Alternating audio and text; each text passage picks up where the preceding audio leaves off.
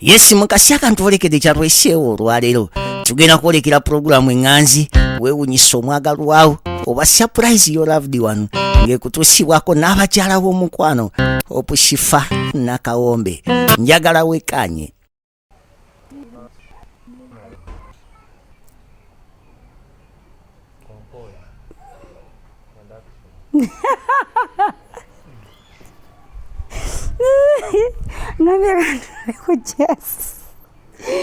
Bambi ngera omuntu oba n'ekyokuzannyisa kyo nga lw'okitunulako kikusanyusa bw'ogambye kompooza akoze ati bannaayi bwe batwe beetega bireke tweetega ge magezi genku baagala nno abantu bakulabe ng'okoze ku make-up bambi naye abala basiima yo so natural they appreciate ampisa bubi make-up ate waba wayagala mukole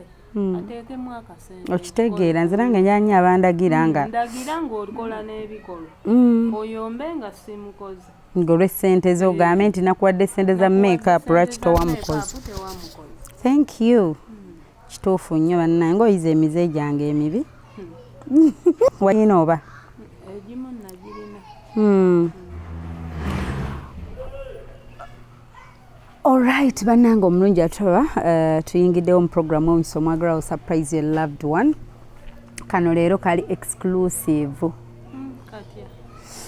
Akagambo exclusive okategedde. Kaleero kanjawulomukko olw'ensonga ezituleese bannange naye banne ejjaasa alina omutima omubi. Bulijjo bw'akola seeti nga menvu naye andaze nti yeeteerawo amenvu ku sayidi ye n'otuzzi tw'okunywa bulijjo mubirabawo ku seeti era ageze nga kisiibo n'abyeteerawo bulungi. Akimanyi nasiibye kati n'adizayininga ne yeeteerawo sayidi ye. Lwemba sisiibye ddi we mwali mulabye emmeeza nga bagiyooyoose ne bateekawo kko ku menvu. Babintonedde nange njagadde nkulage ku bye bantonedde ekiwagu ky'amenvu. Naye nga mikwano bako tebagala nnyo naye nga nkubuuza otudde olaba simanyi oba onyumirwa oba ki. Of course onyumirwa teri muntu ayinza teekako atuulewo alabe nga tanyumirwa. Ekibuuzo kiri nti did you subscribe? Era bwe wamala okusubscribinga wano kuwewunyisa omwagalwawo wasaakingako ku Opushifa Entertainment nayo n'osubscribingayo wali wetulabira kasho ke bayita Spend a Day with Opushifa, kwe tulabira Nantongo, kwe tulabira inspiration ez'enjawulo eyo gy'olabira nti Shifa motivational speaker asusse okitegeera ajjudde. So we let ourselves, we laugh, we talk, we eat, we dance, we jazz, we joke, we do everything ku Opushifa Entertainment. We dance of we gamba you gotolimu gamba you dance. Otegedde amazina ge lwaki ozino akola ati emikono munsi nayo babuuze abalabirako kateekewo kamuteerewo nasooka nendowooza nti mulete tumuwujja bagenda kuti towalabye nga gundi ayimba Scoop Lama walabye Scoop Lama ng'ayimba wawulidde bye na voice nze era tobiraba bireke tobiraba bw'oba towalabye ojja kukaaba amaziga tosaagira n'otanyiigira. Mbowala n'amazina gange si kyekyo tobiraba nze just nkuwadde gaabuwe. Naye nga mikwano tuyingiddewo olunaku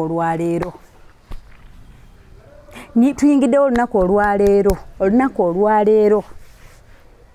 ndi munyiivu obusungu bunzita nyiigidde abantu bangi naye bensinza okunyiigira abaana abakola mu biyumba. Ngenda bba wawiino mmenye n'amannya gaabwe tebayinza kunkola kintu kifaanana ng'ate obadde obaagala nnyo bannaa bakimazeeko ku luno baasusse balina okukoma baasusse ku luno balina okukoma era ku luno nange mbavuddemu tebayinza kukola kintu ekyo ku bbanga lyembaagalidde ku luno baasusse yes abaana be ba house managers osobola bayita house managers nze bwentera bayita abamu babayita bakadaama temuyinza leero bali too much ne mulyoka mukikola leero mususse muli too much mpaayo omutwalo nkugambe genda kuterekera ku membe saawa z'okusinga ani yagaguze ani yagaguze taata bulamu yagambye naye nga bannange tebayinza baana bawala abo abakyala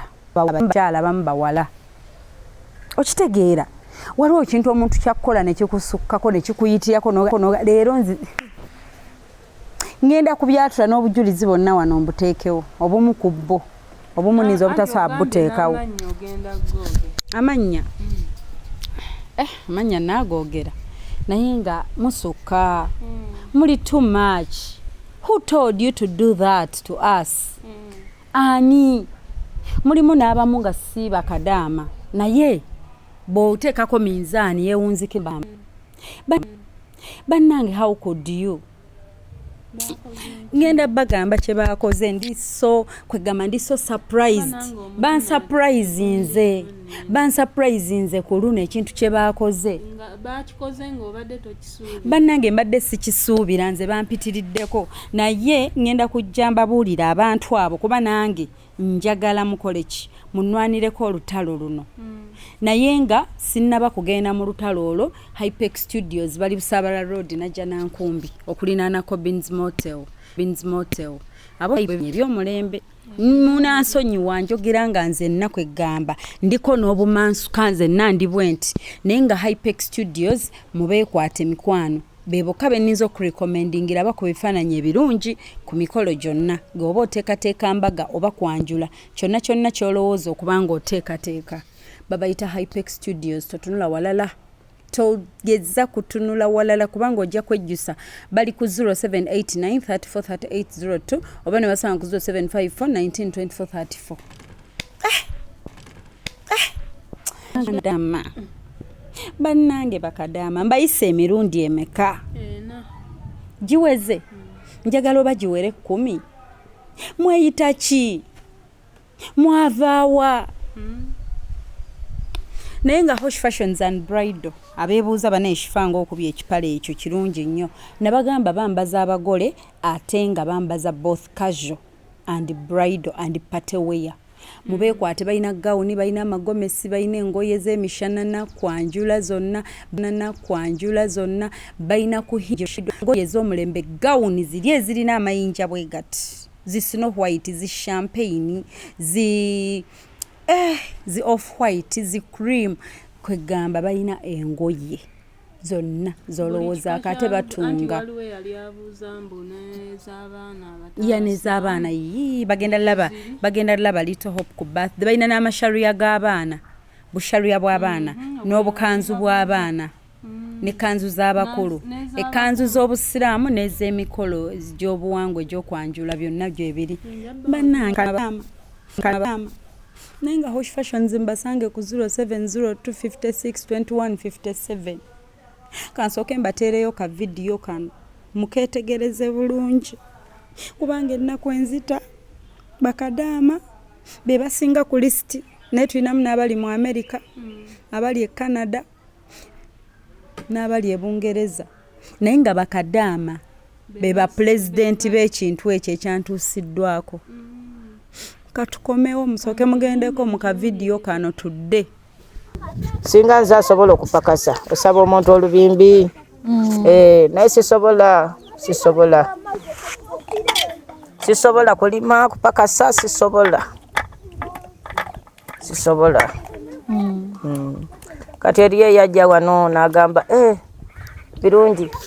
oba onaasobola okunyiga omuceere musajja weeyo igwe obono ng'agamba omwana oyo nze sisobola wadde kutama omuceere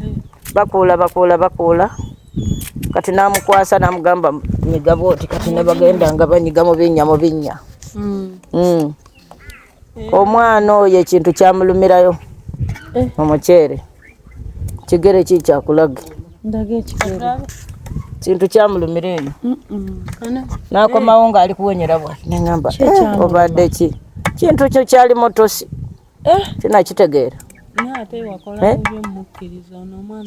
kati jasi omwana tannatuuka akole ky'omukazi agambye banoonya ekyokulya oli n'aleeta solution kati agaana omukkiriza solution ki njabafunirako kyembafunirako omwana ne mugamba genda era kati tumulaba mwana muto naye solution yandikozaaki obudde waliwo kyonenyeza muno era omwana olwakomawo nagajajja ekintu kinumye ngaekigere kizinga ekiti era omukazi oyo yamuyamba n'agamba leeta kagundi kaba musiigewo okwo n'amusiigasiigakaawo n'amunoonyezaako ebidagaladagala tulowooza oba musota oba kiki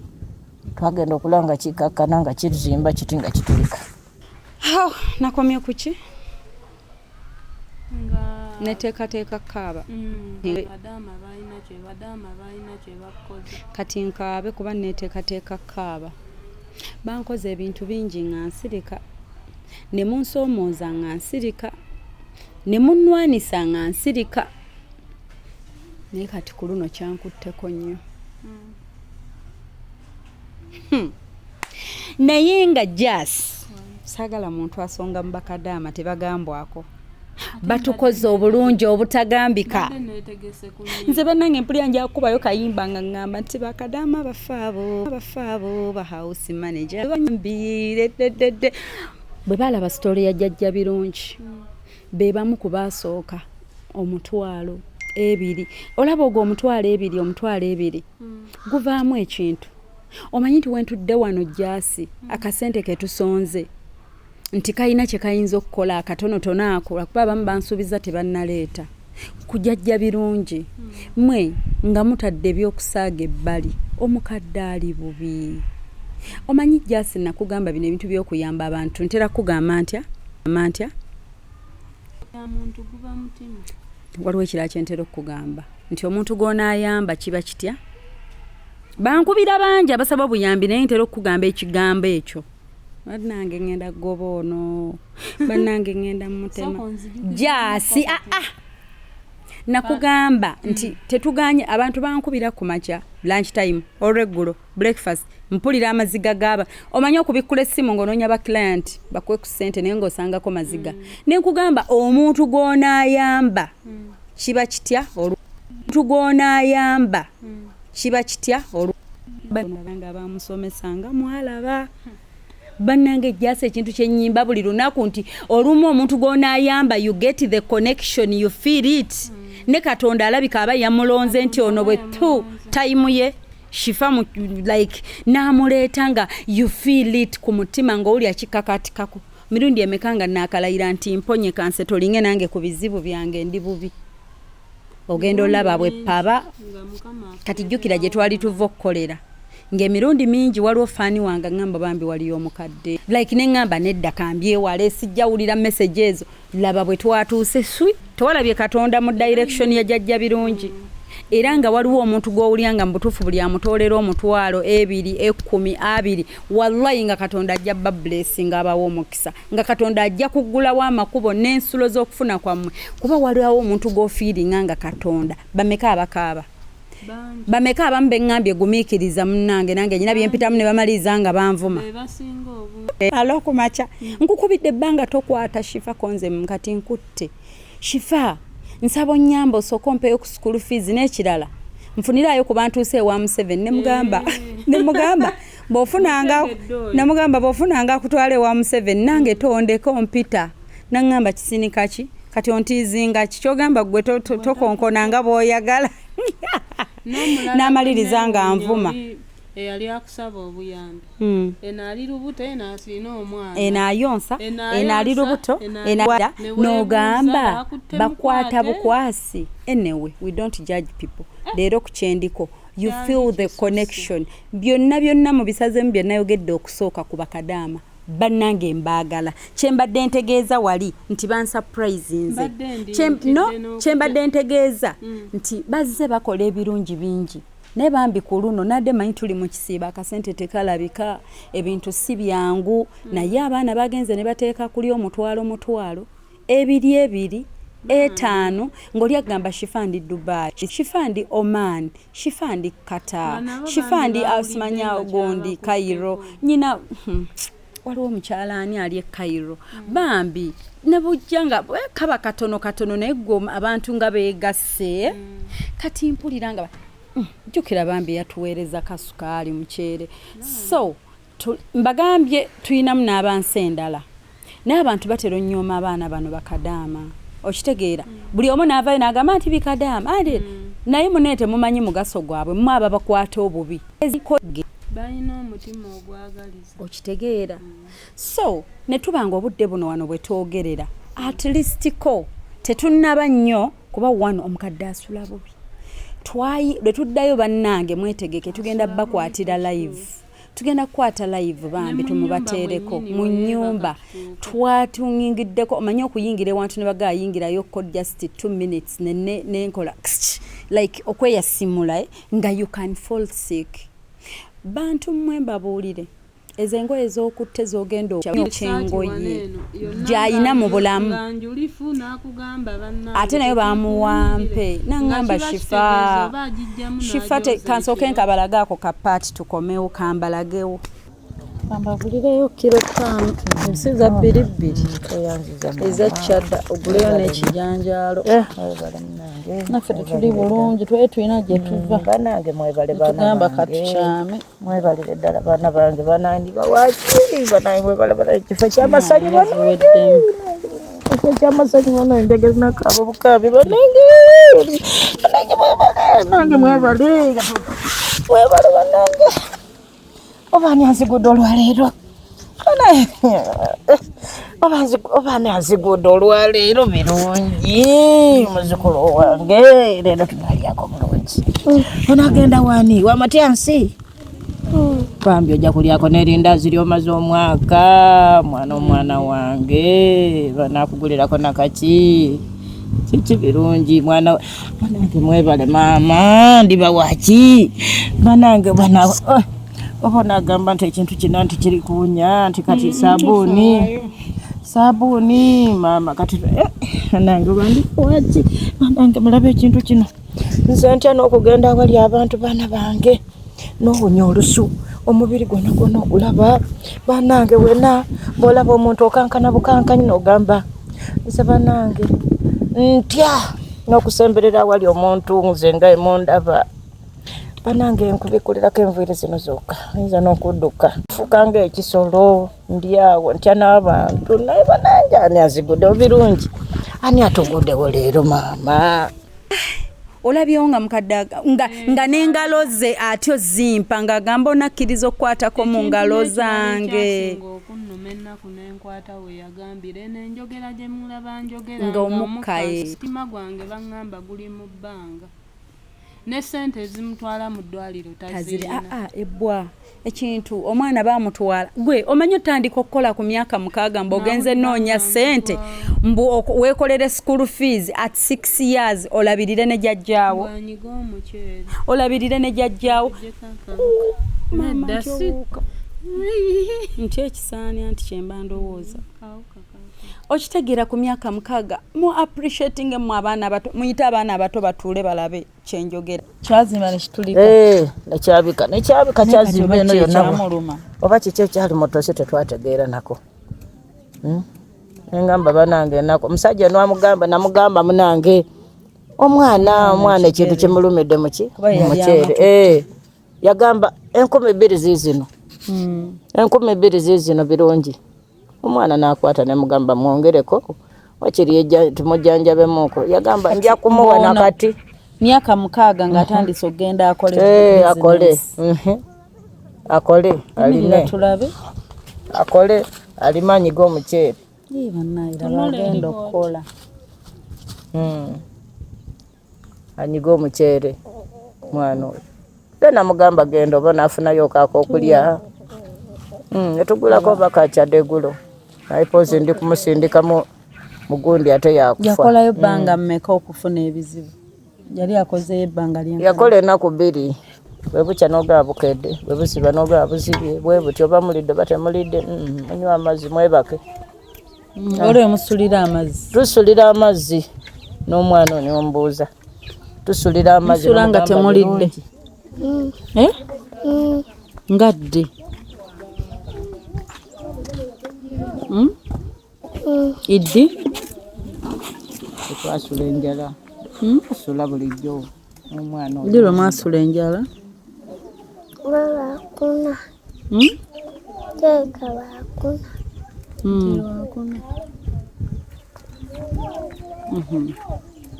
ki ekyakuluma? kiwuka kyalinga kiwuka nga kiri mazzi byakuluma nnyo. Baana nyina omukyala wane yankabizza amaziga omwana we yayonoonese bali Sweden. Mu abaana abalaba you kids abroad bannange kati awo tubabuulirira nti mu luzungu abo abaana ab'ebweru abatulaba. I have my friends abalina abaana ebweru abaana tebawulira. You kids in diaspora jasiyokera mukwano ojja kubuulirira abaana baffe abali mu diaspora bambi mubayite mukwano oli America abazadde bankubira nnyo ng'abaana babatabuseeko ku kye mu America wawa mu diaspora bwe ngamba diaspora ng'abaana babazaalidde bweru babakuliza bwerwe ng'abaana they don't want to know about our culture bakopye ziri tebalina mpisa. Kids please appreciate your parents. You demand for money. Mommy, I want to go to watch movies in the cinema. Mommy, I want to go for ice cream. Mommy, I want to go with my friends for burger. Mommy is taking me for football. Mommy is taking me for dancing lessons. Mommy is taking me for simanyabichi, whatever. Banange mommy time. Just the fact that mom is giving you that time. Mom is providing. Dad is giving that. Your dad is dressing you up. Daddy is giving you food. Daddy is giving you love. You have those tablets. You have phones. You have beautiful clothing. You have homes which smell well. We have people who don't have toilets here, my dear. Wana abantu tebalina toy. Just twalyewo omukadde nenkugamba omusulo gunzita nayogera ki? Waliwo toy wetufuka? Saakugamba tufudde situso nnoonya ekikebe wenfuka. Saakugamba nti abantu bagenda ne batunyoomeno mu field gye tuba ng'onoonya ne woofuka nga tomanyi w'oyinza fuka. Era omuntu obanga omuzaddewo ng'omuyisaamu amaaso ng'asobola okutuusaako buli kimu ky'asobodde okuwa. Bagambe mu luzungu abaana naddala abaana ab'ebweru abo batawaanya. Mukwano Jaasi toswaza maama wo yakusomesaako. Musawo Jaasi mukwano koze salo no mulumirirwa maama mukinaawa numirirwa jjajja egomba yes jjajja tuulako maama emityana yes nogenda weefuula mbu tewayita konsinga n'ebitabo nenze nga nzijayo olwange lwonna mukwano stop that stop todeka kyenjogerako mu abaana bataagala siima bazadde bammwe jasi bakusomesaako yes tunulira birungi at 6 years ali kwenoonyeza school fees they gave you school fees maama mukinaawa maama egomba akuzaalira ddala maama emityana she's even a nurse maama emityana nkutumiddeko omusawo yes they gave you school fees they did make them proud nze muba nekino no just nze musomesawo mu kintu kya confidence ojja kunkabya n'amaziga mukwano ye nja kubalwanirira lekero baswaza please speak English just speak English. Let's talk to those kids. We inspire them. They are looking at us. Banja abana abali eyo, they want to be shifa. Mbagamba nnyo, do you know what it takes to be shifa? You just want to be shifa because of the makeup, the clothing I'm putting on. Copy my heart. Give back to the community. Appreciate your parents. Love them. Love one another. Spread love. Bere ddala abalala kwe bagenda okulinnyira. Be that ladder. Be that foundation kyentegeeza omusingi ogw'abalala okusituka. That's what it takes to be Shifa. That's why some of you mba mugamba Shifa njagala kuba gwe nendowooza alaba Shifa w'okungulu, but you don't know that Shifa inside, that the Shifa I hold inside. Okitegeera njogera ku wadde akasente kajjajja birungi nga ne bwe mba nsiibye enjala sikatoolako mpaka bwe tunaddayo spreading love. Yali omu mu comment section n'agamba mukadde awo Zambo ali bubyeze enkoko ezitambula awo zaani. Anti n'empulira ennaku n'eŋŋamba. Anti just nakugamba Katonda bwe yali atutonda atutondamu abasiru n'abagezi n'abatamanyi naye nga babuuza bamanye. Kati oyo yali tabuuza kumanya, yandibuuziza enkoko zaani kuba n'embuzi yajja. Kaakati mukwano waliwo abantu ne benjo nkutwale wa mukadde obeereyo ko week. Obeereyo ko week. Kati mukwana ndaba Katonda yatu blessinga just goba osobola olaba n'otegeera nekyotategedde kusibyo natubitegeera but you give it time otegeere. Katonda atuleeterawo example ezo tulabireko tumugulumize. Kati aba yatonda ekisiru ekipakuka nga tekisooka kubuuza na kwetegereza. Mukwano mukadde wabeera mugotteko. I'm sorry to say. Like environment kayumba kano bali awo mugotteko obubuzi bubeeri ne bujja n'enkoko bujja alina enkoko nti mugagga nange nyinawo wano bubiri baabumpa. Nkoze mwani yagituwa jjajja Semanda yampa enkoko empanga nnene nenjireka wano to beautify the place ajeegulira. Omulala ani yatuwa enkoko ne mama Susan nampa enkoko ziri bbiri era eri yali mpala ne bagiwa boyfriend enenze era zeetala wano bbiri. Kanange omunaziraba wano nga zeetala nga muga Shifa mugagga naye bannaye gwe obugagga bo babumeasuringira awo ku bisolo ebitambula ku kyalo. So nze their situation waliwo abantu abazannyira mu mbeera y'omuntu n'olaba ng'ekintu tekijjirawo n'ojja n'okomentinga abo baveeko tobawa makulu. Mbadde nkusaba in 1 minute mpaanira bakadaama kozesa eddakiika emu. Kozesa eddakiika emu oba mpaanire ba house managers abo abalabi gomanyi ssente y'okukola mu kiyumba jasi kubanga omanye bakadaama abo mugena ne mbayisaamu lwakuba abasinga bangaye Shifa even if you don't mention my name naye oba owulira ng'oyaga kaakati waliwo abalala sente ke ne kaba katini bwe kati n'akakwata n'akakuwa n'omutima gumu ng'ate tokamusabye n'agamba kansalewo nnyamba ono mukama nsaba omuwe kyasinga okwagala. Bannange waliwo Harriet ali Dubai.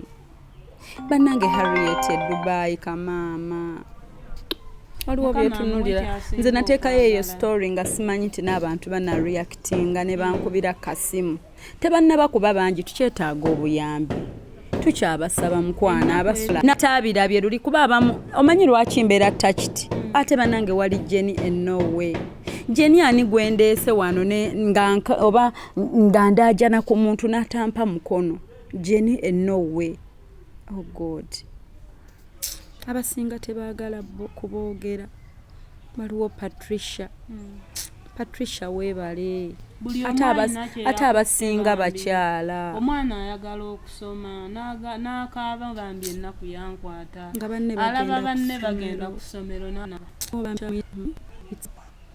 Mukiibi. They don't want to be mentioned. I'm so sorry. Bali US erinnya kandikomyawo kitegeera sigenda kwongerako kirala. Nenga mukama abawe kye basinga okwagala buli eyakwatiddwako n'akwata akatini konna ke yaleese tusobole olaba nga tuyamba jjajja birungi mukama akuddizeewo buli kimu ky'osaba kituukirire. Bannange abamu tebampadde mannya abamu tebaagala Shifa toyogera. Nenga mukadde ali bubi nnyo. Omuntu atamuwogo kaneeno k'osaze makkati n'agamba mbuno bulonderonde tugenda bwanika tubusekule tufune ecwada. Kaakati waliwo bambi eno kapo bali naye gwe nodda mu kubala atambu weno nti nno biki bali gundi waliwo eno wa is it Cairo kamale confirming one enamba eno abaje bali ya Israeli sorry Israeli gyasobodde buno waliyo n'entalo epola naye balabye story nga naye bali beekwese bati nkulaga abantu ab'omutima omulungi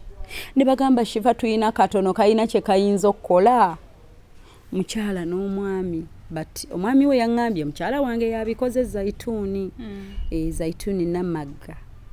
mukyala wa Kasimu omubwati omujjukidde nga bankubira kyo olabye nti guba mutima gye bali obudde buno n'emirimu tegitambula olabye gye bali omuntu aba n'omutima nga mugabi omutima n'olyanga kitoyina mirembe ku kintu okitegeera nga kikulumiriza so I really get touched kubanga omanyi lwaki nsanyukira abantu ezo video tebaagala ziraba eno kanjiyiteko abasinga asinzira ku comment tubamanyi musinzira ku comment ne mulyoka mulaba video so bweba video ngerimu ebyo nti byannaku tatawaana ebyo ebyennaku tebatawaana bamanyi noga leero tubitusaze baagala byonoone mbulero bitusaze kubanga baagala naye leero I'm celebrating those few people batono tetunnaba nti byonna tubifunye naawe asobola mukwano tutusaba tugenda kuddayo actually abantu bagambe lwe tuddayo we're supposed to go back on Sunday but Sunday tuyinako kye tuyinako twali tutukebedde kalenda there is something that we're having on Sunday so we are going back on Tuesday Monday so we are going back on Monday this Monday tuddayo wa mukadde mikwano tulabe tulaba tugenda kuba live tujja muteekako bakuba naffe ebimu ate simu baazibba ezikola live naye katulabe let's see what we can do wala nnyo n'ekirala abasinga babadde waliwo bangi aba bakomentinze omanyi waliwo abakomenting ambo nja shifa tuwe namba tuyambe nga tebaagala kuyamba abamu abayagala lange brand ye nga baliko ekigambo Smart Foundation biki okay Yobuka.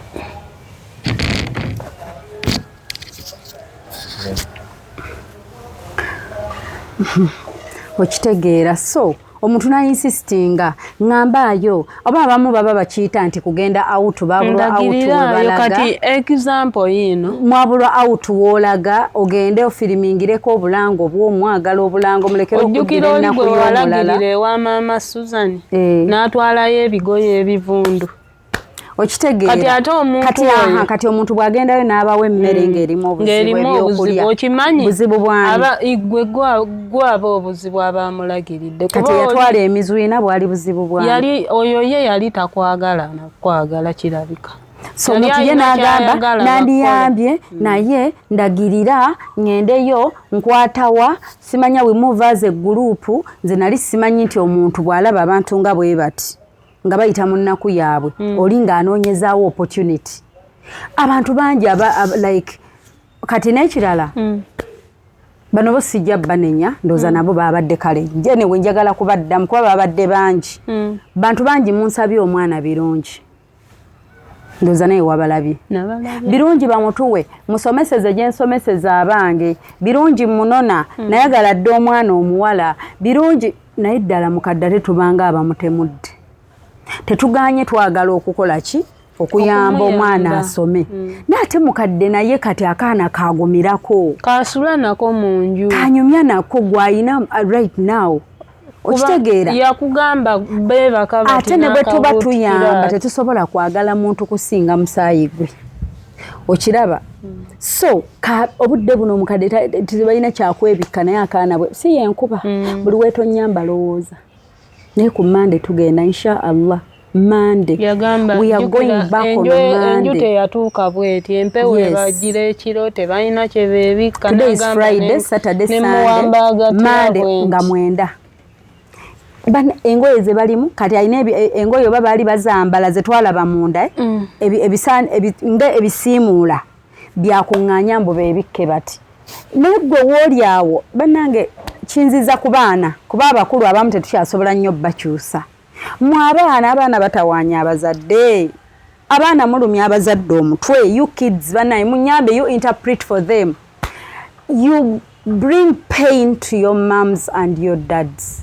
you hurt them so much abaana abo nze waliwo omukyala eyankubira nga akaaba omukyala yazaala omwana musajja omuzungu omwana mukyotala she's brown, she has this hair, you know. Nanyumizanga akaba nangamba Shifa, can you imagine omwana kyangambye bali they went to Dubai for holiday nga bavudde eri gye babeera mu nsi yaabwe ne bajjako e Dubai kati baba bali ku airport omukazi kino ekyana kitambula kikulumu kitambula around 13 to 15 around there kati alina baby omuto asitudde ensawo ya baby asitudde handbag ye asitudde ebintu bingi ono omwana omukulu ali mu almost 15 atambula akutte essimu ye ha tablet ajambadde mu bulaga ati agenda amiga uliriza ojja kubuuza kati omukazi n'agamba kino ekyana hey can you help me with the stuff ekyana kyemuga excuse me ma'am you have to carry all those things because you're black muddugavu abaddugavu tulina kubonaabona tulina kukuluusana tuli mazike naye ate awo era oba onenyani she could ride like simanyi oba olina nnenya maama gwoba wakuza omwana wo bubi ate yamukuza amugamba nti abaddugavu balina okwetikka okusosola jasi bino bwoba tobeeranko bintu byebweru bireke bisusse tosobola kukuza mwana wo ng'omugamba abaddugavu babi nga gwe maama kitegeeza abisanga mu ssomero nga waliyo abakola ki but already omwana bw'oba olina omusaayi gw'omuddugavu you're already black mbu mama you're black you have to suffer you have to carry all those things so I'm talking to such kids who put down their mom your moms deserve love your parents sijja gamba ba mom I'm sorry even fathers your parents deserve love if your mom carried you in their stomach and your dad is looking for money they are catering for you what are you giving your parents in return? The only thing you can pay your parent is to understand what they are telling you, is to behave well, is to listen. Because back here in Africa, people are suffering. Their kids, you know, bambi mubalaga ono omwana at 6 years leta kapati kali omwana bwe yagenda mbusima bamututta okunyiga omuceere soko okateekeyo bakalabe bana abaana I talk to these kids balage n'ebbwa ly'omwana balage n'ebikoola byakozesa as soap people don't have soap to wash their clothings people are suffering banenze ne bampita bwe bati ne bampa ku ssente ziri zempulira bagaba ne bampita ne bampa ku ssente wallahi singa bampita nange ne bampa ku ssente mumpeeyo bagenda kuyita kuba ba YouTube gwakolayo nawe olumu oyogera ebitakwatagana gwakolayo walirabya erinnya lyange tebajja kumpita kuba balowooza nnina bwe balaba nga nkola gundi bweziti charity bweziti bagamba mugagga kyova olaba agabira abalala so they think I have teri muntu aba ayina n'obeera n'eyo emmotoka esense busenga gye nnyina at the end of the day bwe ngenda ku ground nendaba abantu bano nendaba atalina kitole kya sabbuuni nendaba agamba nti Shifan bwe nafuna chwada akawunga ka muwogo ak'$2,000 lwe twakalya nga neighbor akatuwadde twalya ne tunyumirwa ne twebakana bulungi ku olwo 2,000 shillings nga ne dola etandikira mu 3,500 dola emu bojikyusa mze Uganda ya 3,500 so you tell those kids someone cannot afford a $1 here in Uganda like food of $1 mubagamba abaana bafune like bawulirize ku bazadde please so kids abandaba if you have been backing bubogolera abazadde obo bwolaba if you have been backing muyimirira ku bazadde you underlook them you put them down because they love you ne taking advantage of them please mubayite bonna abazadde share this video mugibawe nga temunaba kwagala nnyo kusharinga gwe bakyaye Shifota budde amaka also share these things chovola baba tuwadde mbagala nnyo right from the person yatuwadde 15,000 to the person ya affording zo 2,500 bayimeka like you're so amazing abantu tebagala laba video zino tebagala ziraba jasigwa abadde agamba musimanya yakuza bubi omwana njogera ku bazadde ababeera n'abaana those kids are blackmailers kyova obutonga kye bakuzizze okuloolibwa otyo twogera ku Bulaaya abaana bamu tebabagambako jasi omwana omugamba nti mukwano teekako essimu ebbali grounded ebibonerezo bibasiga ebweru tukuggyeko tablet for 1 week and you're grounded tofuluma nju byebibu mukubeko oluyi musongemu mubogole bino mubogolera abaana bawano bemuga chana gwe kiraba ekitwe kiringa ekya kitawo chikole ku mwana webulaya ajja kubira police emukujjeko atolumwe ogaye mama mwana wange bamuzijeko mami I would report you to the police ekisooka mu simu ye namba ya police like bagimanyina mu mutwe mukwano obeera n'omwana nga gwe kennyini baku blackmailing abaana hey munange omwana yemanyiye wakubulaya wewaabwe tolina kyomugamba mbwe ebyo simanya bakuba abaana omukuba ku bulaaya omukuba ku bulaaya otya bamubogolera nga beesiimye no they wait ensi bwe ziri kati abamu but I have a friend she's in Italy naye simanyi bwe yakikola ali awo Milan Mama Malika that kid Malika she's my friend yamuraisinganga like yambulya cause I ask her okikola oti omwana ayina empisa ng'ezeewaffe n'agamba tebyali byagwa baana bawano kati yabeeranga amugamba like afuna engeri byamutiisatiisa nabyo n'amulimba munnange nze wuliriza byenkugamba kuba nze nja kukuba oba oyita poliisi batwawula ogende nga tolindaba forever bwe bansibira naye tolindaba you grow up without a mother ayina engeri bwakikola mukama n'amuyamba ekisooka bali abaana bakula bato omwana w'okubulaayo ow'emyaka 15 ategeera ng'omwana w'e Uganda ow'emyaka 20s omwana we Bulaaya ali obagegisi kindagateni buno obuto buno bolabaye kale nkulaga ekkaana ki Ann olaba Ann kati Ann we Bulaaya ku myaka egyo ategeeranga mwana wa P6 P7 owa wano yes bategeera nnyo bongo kwegamba bakureasoninga me have visited those homes and I've talked to those kids kureasoninga basula lwenkyaddeyo basula bakubuuza ebibuuzo kati how did you come to know my mother where did you meet kati waliwo omugwe nakyalira omwana namuga how did you know Shifa nti from YouTube excuse me ma'am you knew Shifa from YouTube and she's in our home does that give you the audacity abuuza bibuuzo audacity to bring her home tugenda lya naye ku mmeeza yebake mbuliri bwaffe mu nju yaffe ye mwana we Bulaaya gwenjogerako okitegeera ate ng'erudda mutuufu omuntu omulabyeko online ng'omukyazi ewu yes omwana yakibuuza nti mweraba ku YouTube and now you're calling her your friend how and you're meeting her for the first time today and she's coming here baamala kubuuza bibuuzo nga sinnayingira mu maka ngendo yingira ne bantandikira we bakomye ku muzadde so you hope okay bwe mala okubuuza zotya mu nju yaabwe ne bakubuuza how did you come up with this show so how do you get these people you surprise kati oyo mukwano njogera ku mwana alinga level ya P5 wenjogerako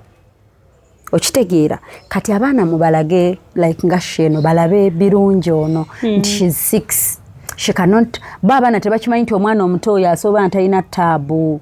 balina zi computer zi taabu balina biki toys osanga room namba yabyakuzanyisa bya mwana toys ze okitegeera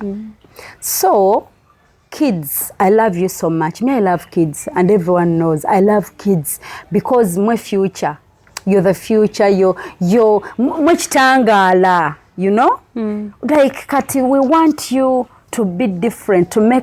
make a difference oba muntegeera bambi munyambeko abazadde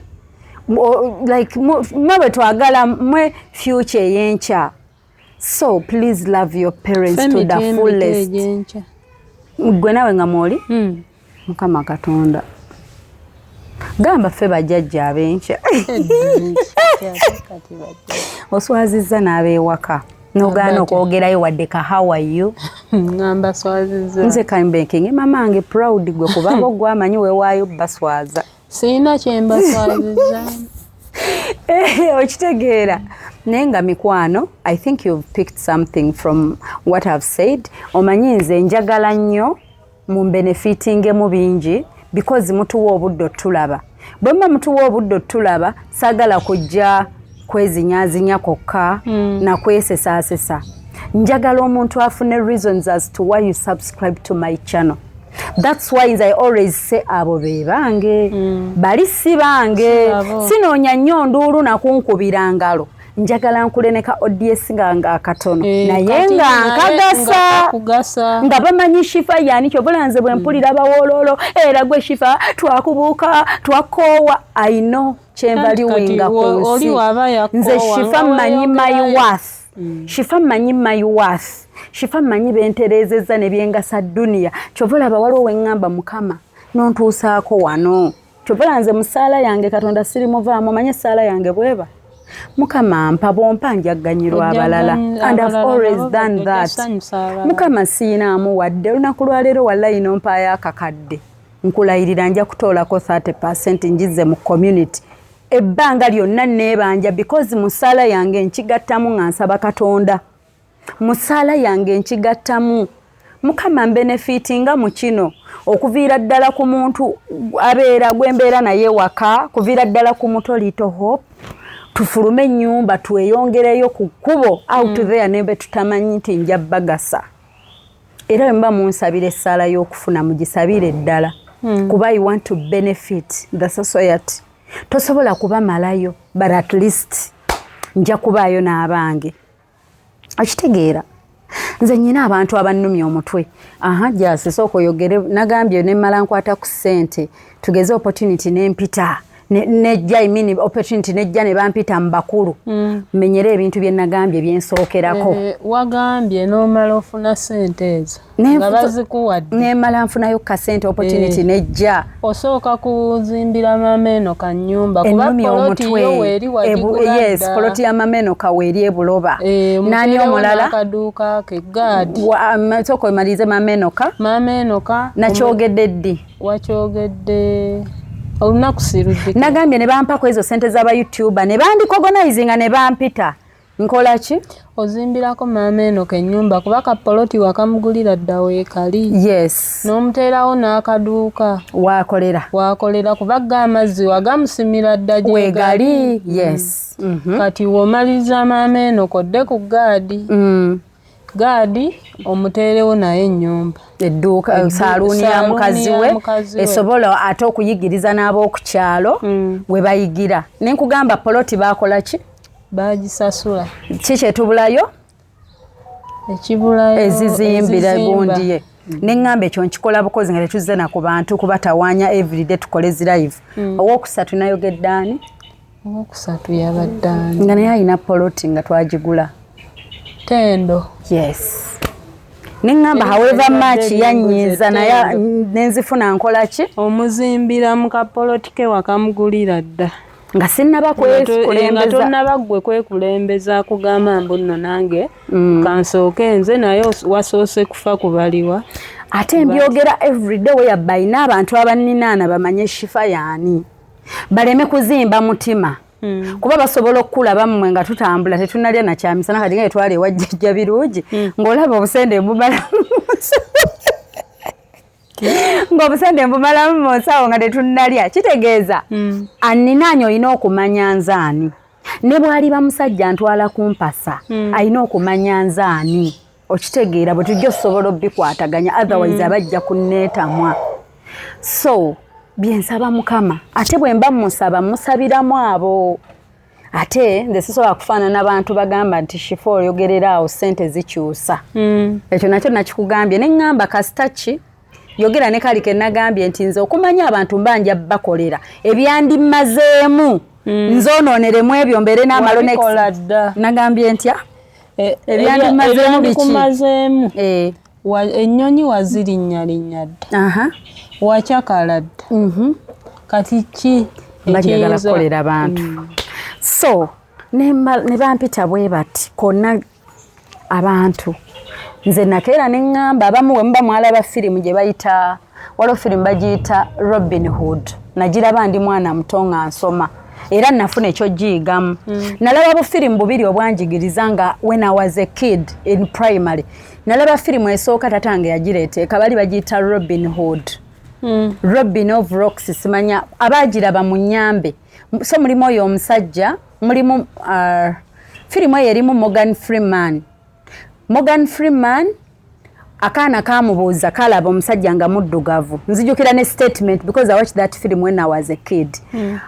akaana kali keru ne kagamba omusajja oyo Morgan Freeman gemanya gagaddala yali mu movie eyo akaana ne kagamba did God paint you? Ye statement yasinga tusanyula ne baganda bange abo basudra mu movie. Akana kabuza did God paint you? Yes. Nti Katonda yakupaintinga gwe ng'oli muddugavu okitegeera.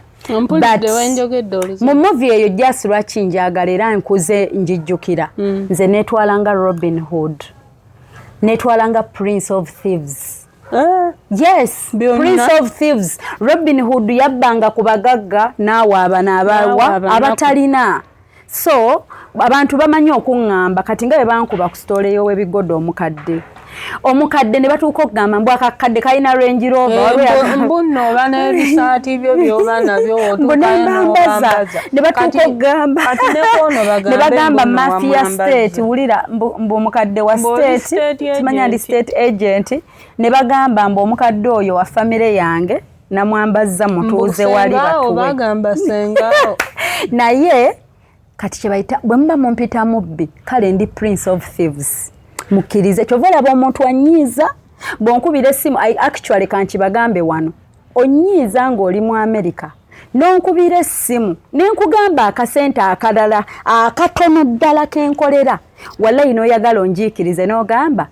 naawe shifa olw'okuba olabye ndi mu America kyogamba Enoch ezo sente yazikuwa oyo Enoch atunda kasooli omwana ku kkuba ezo sente yazikuwa you hurt me so much shifa nga twakulaba wano gadi yayogera mbu wamuwa offer temukyayagala kumpa sente ze nnyina kukolera. Being nice doesn't mean I'm stupid. Stop it. Kati nabeera ntya Prince of Thieves mbabbeko mpe bano nga nammwe ze nkoledde temukyayagala na kuzimpa. Singa bampa singa tetwakyusadde mmotoka bati buli ajja akaaba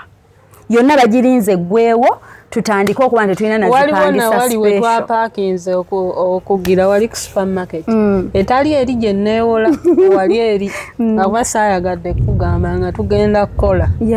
yaŋŋambye nga nawe wantumye amazzi muwala gwe kankuloope kubeera obiraba yaŋŋambye bano emmotoka mugikuba miggo muwala gwenze nina olugambo Mukama ajja kuleeta emmotoka mu time yaayo naye ate nze kyenneebaliza Katonda Mukama kye yamblesinga nakyo nti nze nsobola okuteeka ebizibu ebyange ebbali ndi okay to see someone else ng'awiininga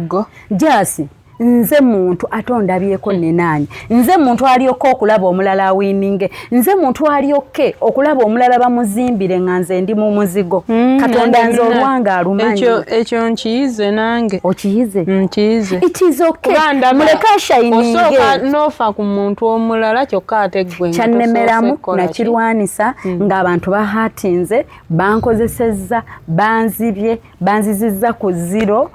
nemmanya Mukama gwamanyi kyova olaba olekanga omulaba awiininge mpaka lw'oliyagala. So bino mbibagamba because situnuulira nnyo bakulu. I look at those kids who look at me and say I want to be Shifa. Kati yoyo Shifa nange simanyi bw'atya lwaki bwekityo okitegeera. Shifa is not identified by the clothing I put on. Shifa is not identified by byabina abagamba totukyusiza bina. Shifa tekiri ku bina. Shifa tekuli ku skin. Kyova nze olumu oba leero nzize ndi mulungi oba luli mbize oba leero nnyina makeup oba leero simuyina oba sindisoose ku installinga kaviiri. I just come nga bwendi kubanga Shifa bw'oba oleeta Shifa nze mmanyi packaging ya Shifa ndala ate n'abatono abo togenda ate ekyo just tobeeranga heart. For example bosanga video ng'oli akuba Shifa mpaka ku ttaka ebintu ebimu byerwana toli nayo Katonda tasobola kuvaamu fule kale asobola okuvaamu leero n'akireka kiyite kweri ey'ebigodo we nasingira dde kuba kwolowera kwolwo twali tusobola onnyigira buli muntu walabayo n'omu ayimirira otuwolereza nga buli kye tulaba bakola ki neŋŋamba bannange tufudde nga buli ekiyitawo kigamba ki nga kikuba bavuma but it is okay. Kwolwo ne tulayira ntugana ne twesonyiwa abantu n'okuyamba but ffe baamu abali mu kukola ki because it's calling. Katonda yamanyi Mukama kyo yakireeta n'akikuteekako ate era toyina kyejja okitegeera. Kati nalabye omuntu ali evil n'aleeta gundi comment eyo nagidiritinzeeko mangu kuba yabadde ku mwana n'agamba nga like birumba mwana kati nkulaga how evil people can be nti omuntu ayinza n'olulaba kino ekyana ekito n'akibeerera jealous kirito hope mbo libambi kyagwa mu bintu ani yali amanyi nga kyali kisiiwufu omwana omutejje bujje na kyategeera yadde ng'ataddeko comment ku mwana ng'ataddeyo omwana ka video wane kyabadde nga kyonyiga simu kikulingiza weebase kati yali awulira bubi nawe twamusanga n'agamba ye maama simanyi ambula nange okuddayo mbeere nga ye like ng'engeri gy'abireeta ng'olaba omutima omubi gumwetimbye aba mulogo so mikwano nchimanya abantu batukosezza sigwe wekandaba people have hurt us mu field y'okuyamba mukwano njogera naawe gwandaba ne tulayira ne tukoowa nti tukooyo okuyamba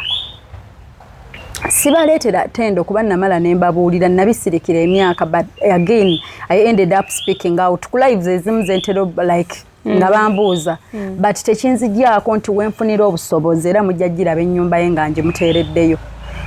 era bwenfuna obusobozi school fees nkyamuweereza kyenewuunya yakuyisa bubi neera osigala okyamukadde mu program muyina era musabira buli lukya era nnuma kyokka ye nga yali ne mu binnuma mwali mulowoozaako n'okusinga ate ye gwempa bwandowoozaako okitegeera because that's mukama yajja okukusasula naye tukakkanye ku mitima ebyo emizito then today mbadde nnyo ku baana because we have birungi in picture because birungi tetumanyi kyagenda beera nkya ate abaana bwe batyo bavaamu ate society tugizimbe nammwe mu nnyambeko omanyi lwaki ono omwana omulaba abaana bafuuka ensonga ate nze mbabuulira mwenna nga bwe muli eyo bwe tukola ssente teri kintu kinyuma kuyimirira nkya jasi nga ku success yo mulimu omukono gw'omuntu gwe wakwatirayo 1,000 nga naawe ku mutima ne baba tebakusiimye ne baba tebakwogerako but nga mu mukululogo mu success yo mu lugeroro at least bwe webakogamba akaana kabirungi nakagulira ebitabo akaana ako mukazza ku ssomero kuba tugenda kazza ku ssomero oba tutya tugenda katwala oba ndaba nkwatiddeko batankwatiddeko balina okwebakako obulungi mu buliri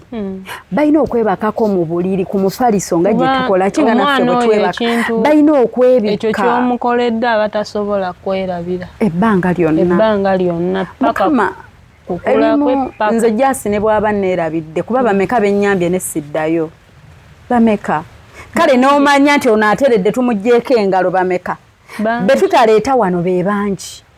nze ntuuka n'okuba nga ensawo yange ntambula ne ssente eziri changed ngaba ssente mmeka along the way mu lugendo waliwo ne yatuuka n'okuŋŋamba kyovula ashifa ebizibu tebikuggwako olina olugabanguzo waliwo abamu boogabiranga mukama ayagala baboneebone gwe n'obeeweesa kyova olaba ebizibu tebiggwa wuwo bwe batyo bakiŋŋamba nakyo ne kintiisa naye ne ŋŋaate era mukama gwamanyi kati 5 zino oba wazimpadde eziri osanga singa toyagala nzigabeko towandizimpadde bwe nzikiriza ate nze nzikiriza nti ebizibu ebimu mukama byompa you're training me for something bigger ndi mu ssomero nalowooza maze okusoma njize nekyekasaayiga so mikwano abalungi abatulaba tubeegayiridde nsaba munkwatireko tukyuse obulamu bwajjajja birungi buli asobola sigambye nti buli eyatuwadde ayina mbagambye waliwo n'abatuwadde ng'ebikompola bivuga nabiwulidde ku ssimu ne baŋŋamba tunoonya engeri bwe tusaala tugende ku kizimbe kiri ewalala tukole ki tuweeyo ssente wallayi ne bakwata ne bagikwata gyadde emitwalo 17 ne baginteera ku ssimu tomanyi kyekitegeeza thank you so much njagala tuddeyo nga tuguze emmere njagala tutwaleyo obuliri beebake njagala omwana oyo tumutwale bamujjanjabe ebbweri likale kuba buli we lyesima ebbweri obuliri we lyesima eryo lye mulaba ebyo ebikoola nze jasi nadde simanyi nti ebyo ebikoola ebyo byolaba bye bandeetedde ndabeko akaana kabireese babiyita bitya biroowa ekiryowa nze mbuno kyebozesa engoye mbw ate olumu nesigala nga ziwunya bambi munkwatireko mumpe omukono gwammwe bwe mutali sisobola tuyambe jjajja birungi we are going back on Monday I need your support utitohopa kabiraki n'abatuwa emirimu mutwongere n'emirimu mulekerawo abanteekinga for granted mbushifa sijja kuwa ng'abalala olw'okuba ndabye ndi bweru ab'ebweru mbakoledde okuva nga ndi mwana muto nabalabadde ate nange ebweru natuukayokko kati sisobola kugamba ssente mbola okuba ennamba y'ebweru anti omanyi okugamba hey maama olwokuba olabye eri bweru ennamba abamu n'afuba awo ow'e Uganda y'abaakuba mbu yo ow'ebweru takuba ate bamaliriza era byebimu okitegeera. So please stop taking me for granted. Ngenda kadira mu field y'okukola nga sina kyenfunyeemu. Olunava nkola nnyo nkowa nnyo menyeka nnyo tutambula nga toyina nawe olya decent meal kusinzira areas gye tuba. Please mukirekere ekyo stop it kuba nkimanyi wonkubirira era surprise oba ogisobola naye oyagala era onyigiriza olw'okuba ondaba ndi mwangu okunyigiriza mulekere awo mwagala bukye nange ntandika okkaaba bangobye wensula siina kyendya Shifaya takyalina kyakwambala bye mwagala bye munyumirwa mwagala ngwe mabanja bansibe mulyokola omujje mu nsondere. Is that what you want? Namwe stop it. Kinnuma buli akyogera kinnuma ku mutima mba mpulira nga nnumiddwa naye nsigala nseka nammwe nenzikakkana neŋŋoma ku mutima nensirika naye abampita omubbi nammwe ye kambeera oyo Prince of Thieves bw'oba oli mubbi naye abampita omubbi it is okay kambeere oyo Robin Hood nja kubajjamu mbasondeko 10,500 mpeeko ne kubali kuba bamwe ennaku tebagyeyitira jazz naawe wooli awo ng'oli mu Luxury life Mukama yakublessinga n'akuwandako eddusu like okitegeera. So guys simanyi kyemanyi mutegedde buli alina kyalina newekaba katini Mukama agamba ne woba oyina katini kagabaneko ne munno kati woba oyina kyoyina kyonna osootolerako jjejja birungi n'obajja mu mbeera embi Mukama ajja kuddizaawo. Jjukira buli woogaba ofuna newekaba katini yawuzaamuko omuweeko. Mukama alina engeri gyakublessingamu oyina engeri omanyi Mukama era kuba waliwo n'omuntu abaduula oli n'agamba nti nze yabagamba babe batyo oba be bamanyi but munnange sente zino mugenyi leero akyala n'akola ate nze ate munaye bwe bukyanga nyinamu kasente ate lwensinga okweraliikirira kuba mba neeraliikirira bwe luba nali mbaddeko nga sirina kati neeraliikirira okuba nga ziweddewo lwaki okasse okajjako n'okasuula ebbali kabadde kannuma olimba tekannakulumako naye n'okakuba olwe bati. So mutukwatireko we are going back on Monday munsonyiwe wesoogedde bulungi wesoogedde bulungi siri malayika wenjogedde nga tukyuseemu bambi abamu tebalina chance ebuulirirwa. Omwana yalina akagoye kamu bwe kati ne bakatugga bati abagenyi bazze she was naked talina nampisa etunga lugoye olwo jasi ne balusiba mpulira nga neegomba nzireyo bambi tukawe ku kagatto tukawe ku buniigiina buno obw'abaana bwe bambala kuwaayo jjajja birungi omutwalo jasi olaba weevuddemu omutwalo nenda waayo omutwalo amiina insha allah nina ozoogera akatini Mukama ajagulamu ekitole kya sabbuuni emiti gya sabbuuni ebiri egyo gye mbanguze giba ebiri giwera emiti ebiri nedda akakaago n'anoga togula alinga biroowa sima biryowa kale waataba sabbuuni kiro za sukaali 5 5 oba kiro za kawunga 5 ezacwadda ewa muwogo bannaye just weyanzize lwaki towezezza 5 bannaye aweze 5 bane tweyanza ne Shadia yatuweerezaayo 5 banange Shadia thank you so much Shadia wa Faruku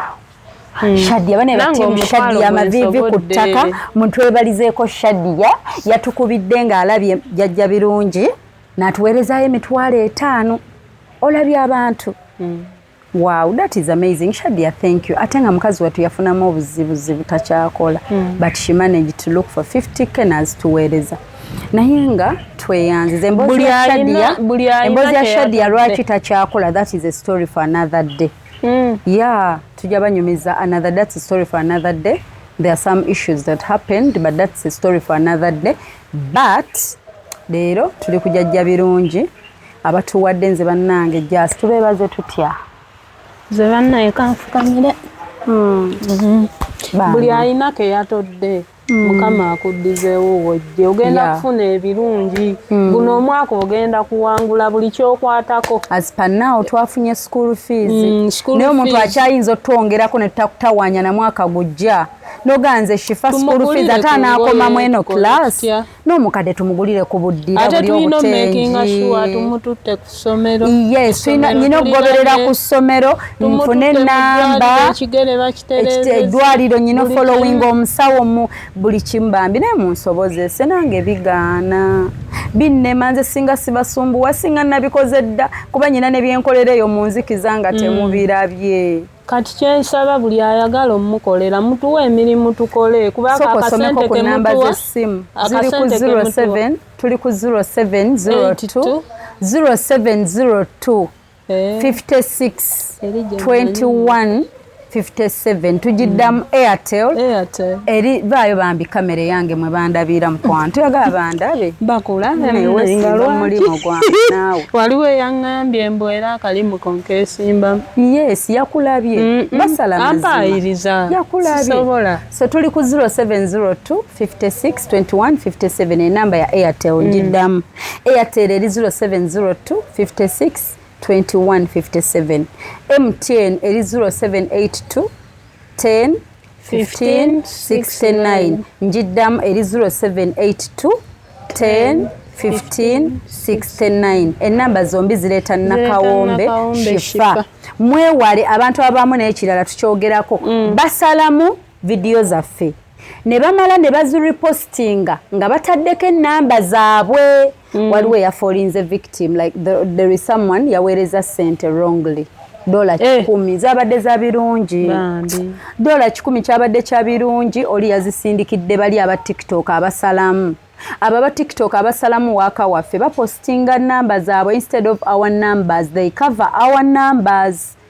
okitegeera babikeeza ffe ne bateekawo ezaabwe so bambi $10 zabadde zakabirungi ne zigenda ku wrong number oli naagaano zirivasi ozizza yaziggyeko speed naye era wadde wagaanyo ozizza yadde ayagala muŋŋambe tumuswaze saawa eno wazimazeewo dda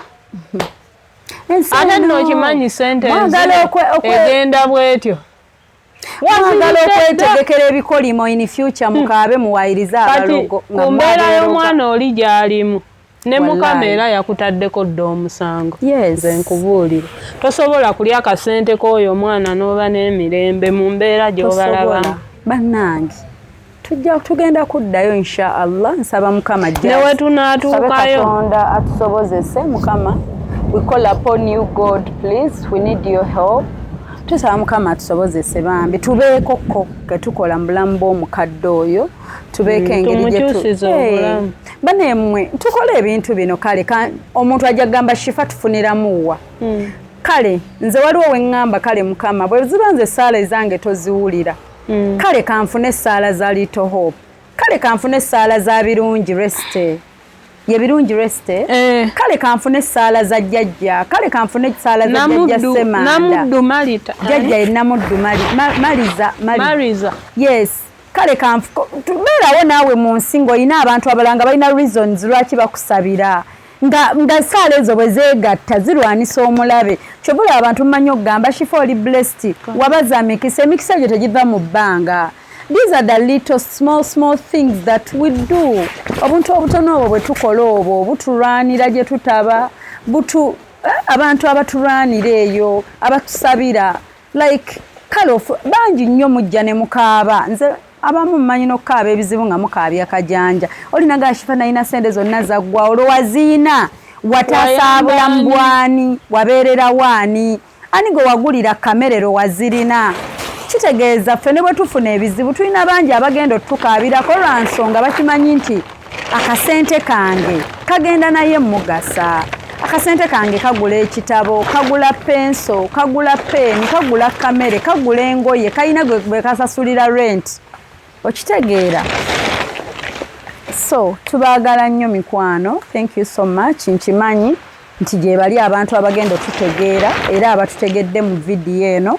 era mmanyi waliwo era abagenda okukola kyo tuyamba waliwo abadde bataabirabe nga they skipped the other video nkimanyi mugenda giraba mutuyamba abana abasobodde abatasobodde nga mwandyagadde mukama abasobozese abagulirewo ekkubo omwana tagenda kukoma kati kusoma mwaka guno tamu eno yennyini twagala muzzaayo twagala musoosa mu ddwaliro bamugire balabe bajjanja bebbweryo likale tugenda mutwala ku ssomero mugenda mulaba bulungi nga ne uniform ajambadde gwe tomanyi bwe kiwulikika omwana oyo abadde akaaba yeegomba banne bayitawo bagenda ku ssomero nga mu butuufu mulimu ettaffaali lyo ja sawundi gwamuyina ate okubaganya ebintu nga mulimu ettaffaali ly'omukwano ng'omwana ayambadde ka uniform ng'omukadde oyo afunye kye yeebikka omuntu n'atuuka n'okugamba nti omwana talina sweta jasi omanyi bagamba omwana talina sweta nga ne sweta bagyegomba cardigan bagiyita cardigan esweta so mikwana abalungi abandaba tubaagala nnyo ng'omanyi jasi omwana kati enkuba yiina etandise talina sweta ate n'akagoye kayulifu jjukira akagole kaleke omukadde yagamba abantu ne bagamba ofuuyisa omwana empewo ng'esweta togiina ng'okwebaka ekiramunyweza mu kifuba kye bw'ati nga yeeyo blanket buli omu abikka munne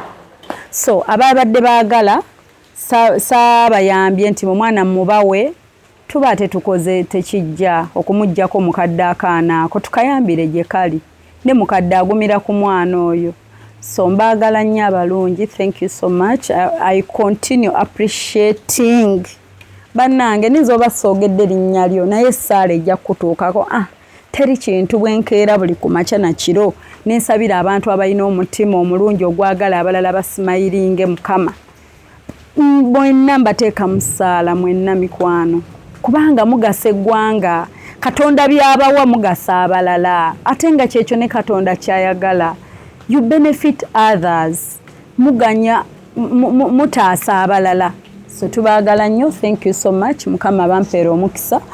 mukama abanjagalire mukama abakuuma ate namwe mukama buli ayambazza birungi amuliisizza amusomesezza mukama nammwe ablessinge ezzadde lyammwe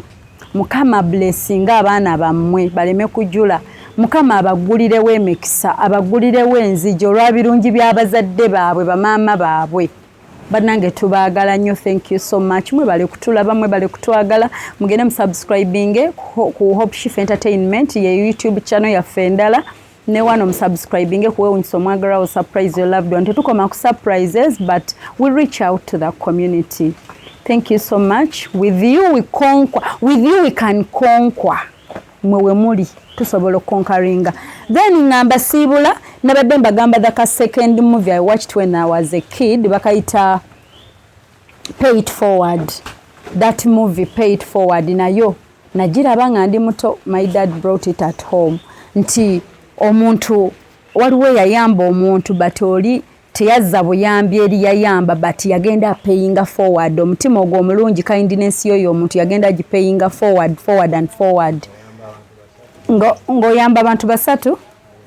I want to rewatch that movie nakalaba ndi muto in primary omwana yakazanya yes yali yajja yeah I want to rewatch it. I was a kid but nzijukiramu ekyo nti pay it forward, pay that kindness forward. Yes, kubanze betuli mu kuyamba nze tekuli yanyamba tekuli gwensuubira kunyamba but bwe bucha nenda bajjeni nangamba kati jeni yansuubuludde lulina ngashifa nkuwereza sente z'okusuubulula nkuwereza sente kadugulirayo little hope ka dress ka birthday kati nange nemkipayinga forward eri abalala kati nange ngamba nnyo benyambye era nkigamba nnyo mwami God bana abantu bolabe wuwo lwoyina emmere bayita obawe kitegeeza ali kupayinga kindness yange je namukolera ate naye aligipayinga forward olaba ensigo y'okuyamba nti ogenda yamba birungi kati olaba nze nga bwe mmanyi omukadde oyo nze nakugamba buli muntu gwe tuyamba katonda aba alina byayiseemu nga amusengejje n'atuleetera connection with the person kati yajja birungi tusaamu akasawo ka muceere kilo 25 oba 5 n'atasenerako neyibawo ekkiro y'omuceere kitegeeza that is paying forward. Kyetwogerako nti gwe atutta omwana ono mu ssomero tomanyi birungi byagenda kupayinga forward ku balala birungi agenda kuganya abalala bangi naye ensige eba yatandikirako gwandaba bane wano ninza okwogera ne tusulawo naye ngamba jukiza Hypex Studios bali Sabala Road najja na 10 ya Cobbins Motel ku ebifaananyi eby'omulembe. Hosh Fashions and Bride balina engoye zonna. Takyayagana kumpagira mu magome, simumpagire. Hosh Fashions eyina engoye. Yes, mutuwe emikolo twambaza abagole ne banyirira. Yes, make-up obuviiri mbulina tu-installing otusitula saluni nejja. Saluni esituka nejja buli kimu nga toweetaaga kwe-stressinga. Hypex Studios. Mutuwagire mikwano tubaagala nnyo. Nyongero bajjukiza nti ennamba zaffe 0782 10 15 69 0702 56 21 57 namba ziri ku screen. Nsigadde nze Nakawombe Shifa Hope Ombwat. I've got a chance to teach those kids who always send me messages that, hey, I'm sending you messages using my mommy's phone. I want to be like you. So a little bit sinaba malirayo Shifa yani, but nkutipinzeeko ku what it takes to be Shifa. So don't admire my clothing, my hair, my makeup, but tunulira ewala. Bambi tubasiibudde tubaagala nnyo. Take care. May God bless you all. We love you so much. Bye bye. Ciao. Obadde oli mu kulaba weewunyisa omwagalwawo oba surprise your loved one. Nina Abagereka w'omukwano Hope Shifa Nakawombe. Tusisinkane nate.